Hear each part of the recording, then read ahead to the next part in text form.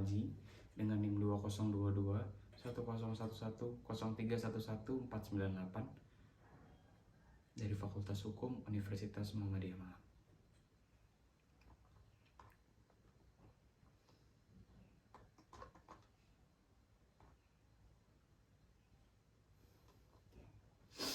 Saya di sini ingin membahas terkait dengan sistem peradilan pidana di Indonesia dalam perspektif viktimologi.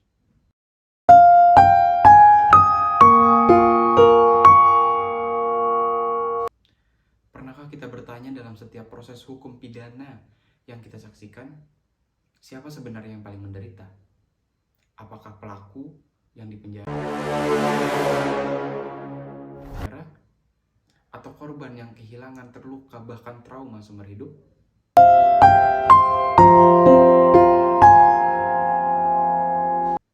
Sistem peradilan pidana di Indonesia selama ini lebih banyak berfokus pada pelaku, mencari siapa yang bersalah, siapa pelakunya, dan bagaimana menjatuhkan hukumannya. Namun di balik itu semua ada satu pihak yang sering terlupakan, yaitu korban.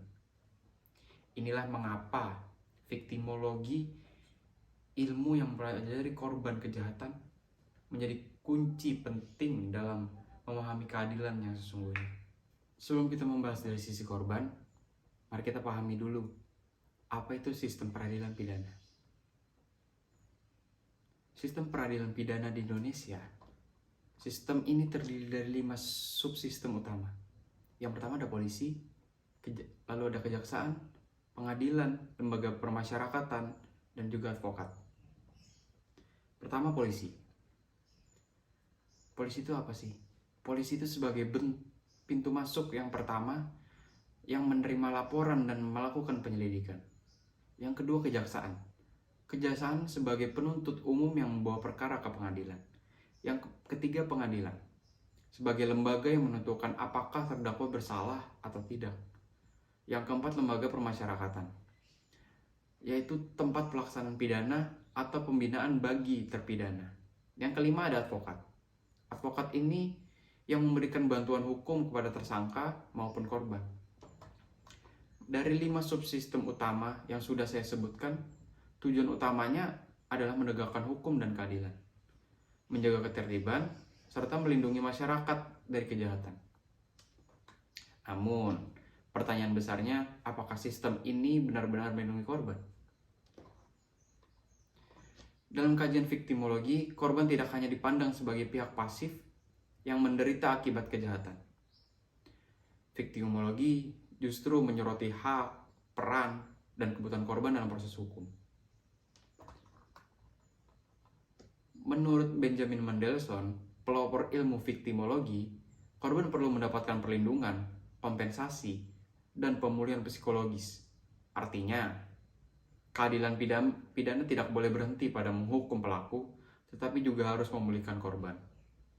Di Indonesia, gagasan ini sebenarnya sudah mulai diadopsi, terutama melalui Undang-Undang Nomor 13 Tahun 2006 tentang Perlindungan Saksi dan Korban yang kemudian diperbarui menjadi Undang-Undang Nomor 31 Tahun 2014. Undang-undang ini memberikan dasar hukum bagi korban untuk mendapat hak-hak mereka, seperti perlindungan, kompensasi, restitusi, dan rehabilitasi.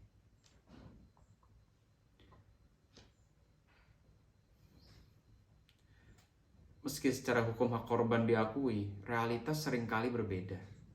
Banyak korban kejahatan yang masih menghadapi reviktimisasi, yaitu menjadi korban untuk kedua kalinya akibat proses hukum yang tidak berpihak.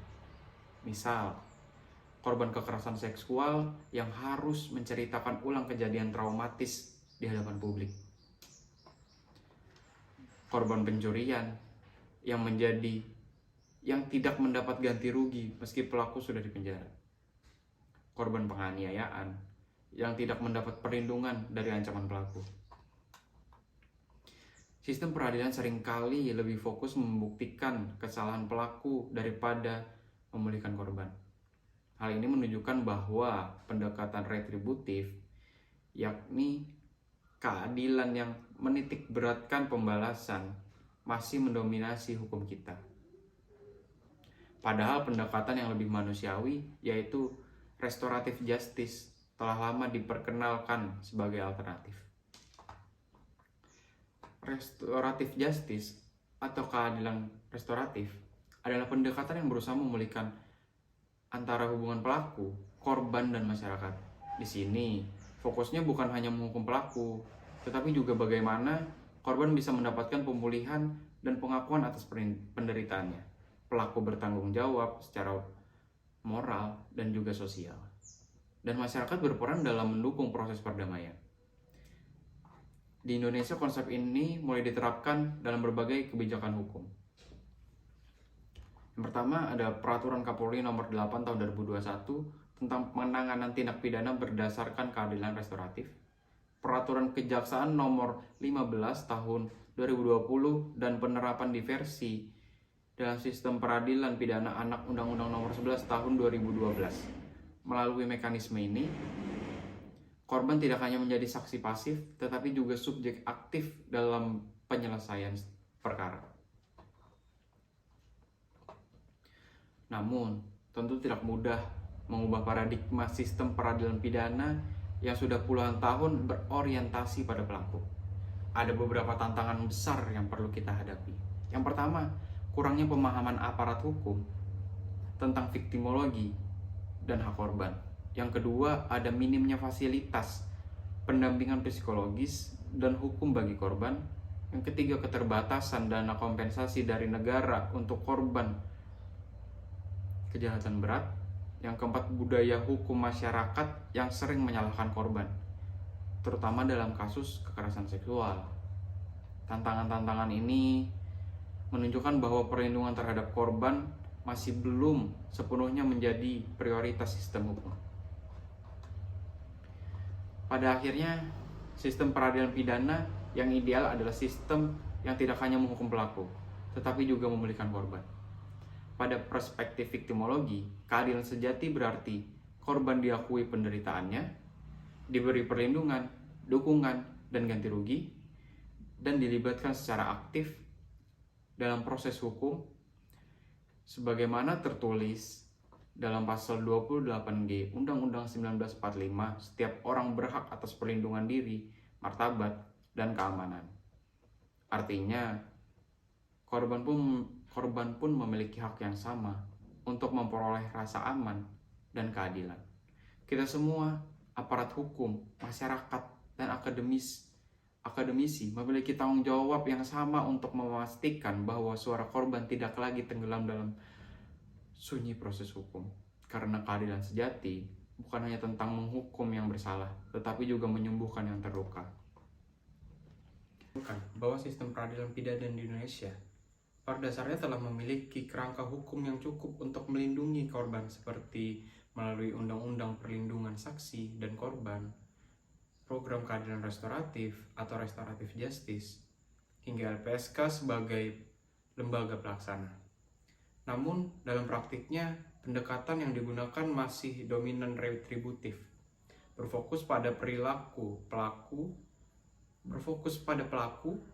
dan hukuman, bukan pada pemulihan korban. Hal ini menyebabkan munculnya berbagai masalah seperti minimnya kompensasi, reviktimisasi, dan kurangnya dukungan psikologis serta hukum bagi korban. Dari perspektif viktimologi, idealnya sistem peradilan pidana tidak hanya mengejar keadilan formal, tetapi juga keadilan substantif dan emosional, yaitu keadilan yang benar-benar dirasakan oleh korban. Oleh karena itu, ada beberapa poin penting yang dapat dijadikan arah perbaikan ke depan. Yang pertama, mengintegrasikan prinsip viktimologi dalam setiap proses pidana, mulai dari penyelidikan hingga pemasyarakatan. Yang kedua, meningkatkan peran LPSK dan lembaga sosial dalam memberikan dukungan psikologis, hukum, dan kompensasi bagi korban. Yang ketiga, mengubah paradigma aparat penegak hukum agar lebih berorientasi pada pemulihan, bukan sekadar penghukuman. Yang keempat, mengedukasi masyarakat untuk menghapus stigma terhadap korban, khususnya dalam kasus kekerasan seksual dan KDRT. Yang kelima, mendorong penerapan keadilan restoratif atau restoratif justice yang menempatkan korban sebagai subjek aktif yang memiliki hak untuk didengar, dihormati, dan dipulihkan. Dengan langkah-langkah ini, kita bisa menuju sistem peradilan pidana yang lebih manusiawi, partisipatif, dan berkeadilan bagi semua pihak. Terima kasih, cukup sekian dari saya. Mari bersama kita wujudkan sistem peradilan pidana yang lebih manusiawi dan berpihak pada korban. Keadilan bukan hanya sekedar vonis, tapi juga pemulihan. Assalamualaikum warahmatullahi wabarakatuh.